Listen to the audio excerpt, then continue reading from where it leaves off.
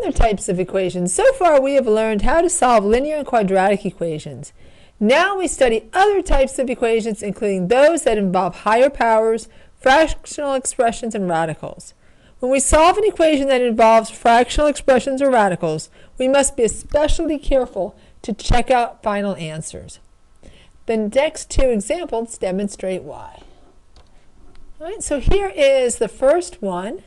We're going to solve the equation 3 over x minus 2 over x minus 3 equals negative 12 over x squared minus 9. So when you're solving a rational equation and it has more than two terms, you want to eliminate the denominator by multiplying each side by the lowest common denominator, by that LCD. All right, so now let's take a look at our equation. So we have 3 over x minus 2 over x minus 3. Now that x squared minus 9 can be factored. That's a difference of squares. That'll be x minus 3 times x plus 3. Square root minus square root plus square root. Our least common denominator includes all of the unique factors in the denominator. So the LCD includes an x. It includes an x minus 3, but only one, since nobody has more than one x minus 3. And it includes an x plus 3. So we're going to multiply every term in the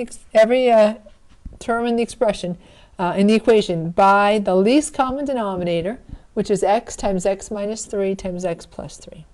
So we have x times x minus 3 times x plus 3 times 3 over x.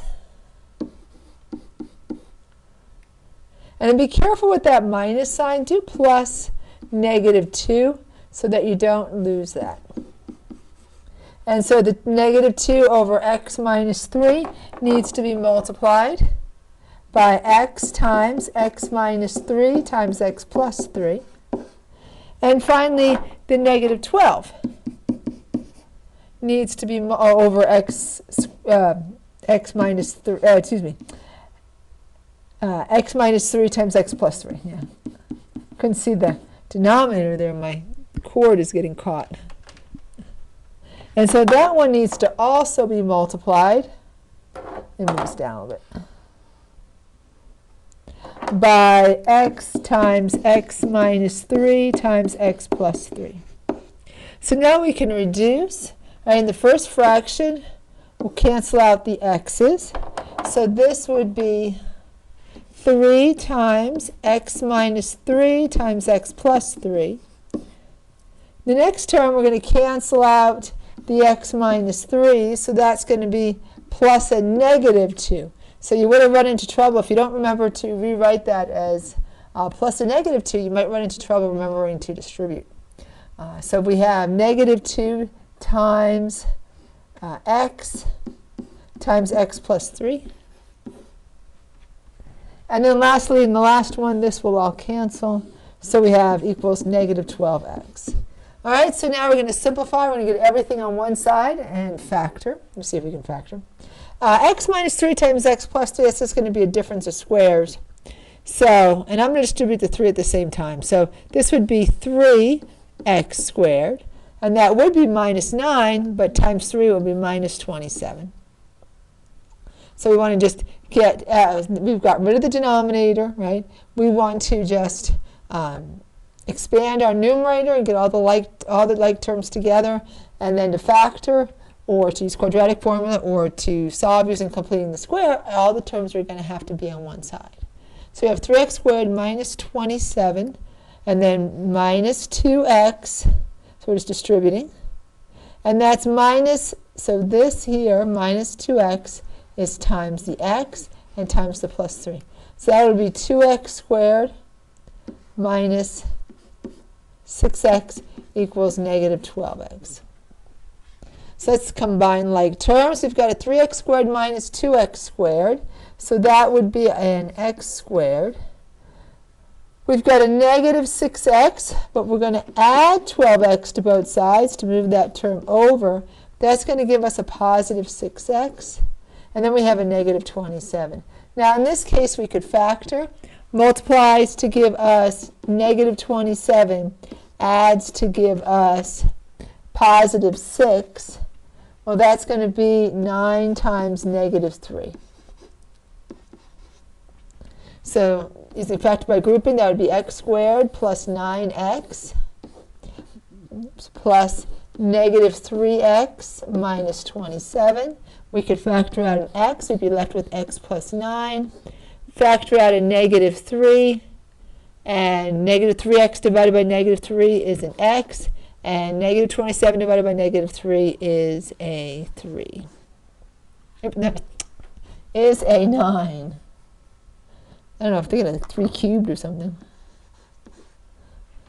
So we can factor out that repeating x plus 9. We're left with x minus 3. Oh, and that should be set equal to 0.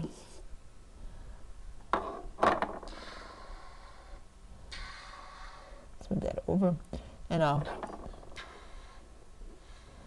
I think that looks, whoops, fine. And then we'll plug in the equals 0. All right, so there's two solutions. Now let's put them in black. So our solutions, right, if we set x plus 9 equal to 0, x would be negative 9. And then if x minus 3 is equal to 0, x would be 3. Now we have two solutions, but we need to check to make sure they're good solutions, all right, and don't cause us to say, say something, be undefined for anything. Like so, for instance, we wouldn't want a 0 in the denominator, right? That wouldn't be any good. All right, so let's do the check. I'll do the check right here. Can I get 2 of them in there? I don't know. Let's see. All right, so we'll check the negative 9. 3 times negative 9 minus, you know what? I don't think I'm going to have enough room. I'm going to just clone this page, and then we'll do the check on the other side.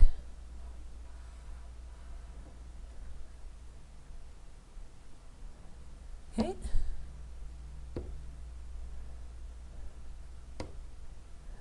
And I'll clear off this page. So we're checking negative 9 and 3.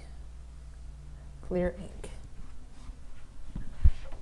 All right, so here's the check.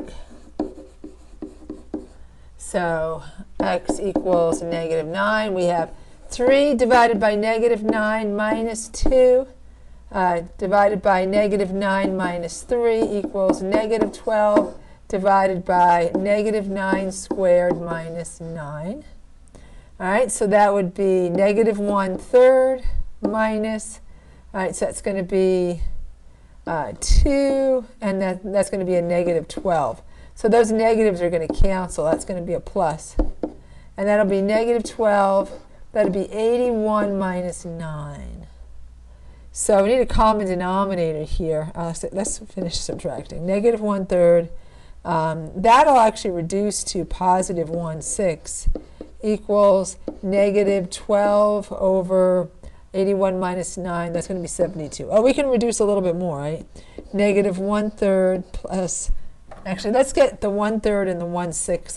Let's change that 1/3 to 6s, and then we'll reduce that. So negative 1/3 is the same as negative 2/6, right? If I multiply the denominator by 2, I have to multiply the numerator by 2. So negative 2/6 plus 1/6 equals, well, negative 12 and 72, that they're both divisible by 12. That would reduce to negative 1/6. And that's a true statement, right? If negative 2/6 plus 1/6, that would be negative 1/6. And that is indeed a true statement. Negative 1/6 equals negative 1/6. Let's try the next one. So we're going to check the x equals 3. So we have 3 divided by 3 minus 2 divided by 3 minus 3 equals negative 12 divided by 3 squared minus 9. So that would be 1 minus, we've got 3 minus 3 is 2 over 0 equals negative 12 over 9 minus 9 is 0. This is not a solution because x is undefined. when x, or I shouldn't say x is undefined. X is an undefined. Our expression is undefined, or the equation is undefined. So the equation is undefined when x equals 3. All right, we got a real problem statement here. All right, you can't, 2 over 0, that's not a number. All right, that's undefined. All right, so when we're solving rational equations, we want to multiply each side by the lowest common denominator. Then we won't have any denominators. We can just solve it like any other equation. And then you want to always check your solution or solutions to make sure that it's a good solution. So -9 was a good solution.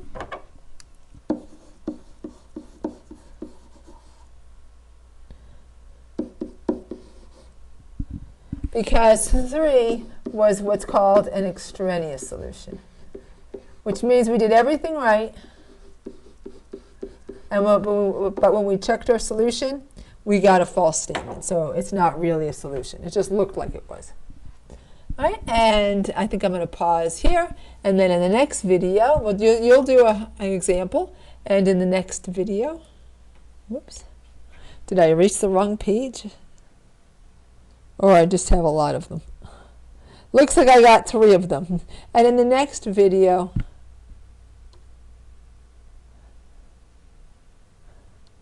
we're going to look at solving a rational equation. All right, thanks for watching. Bye for now.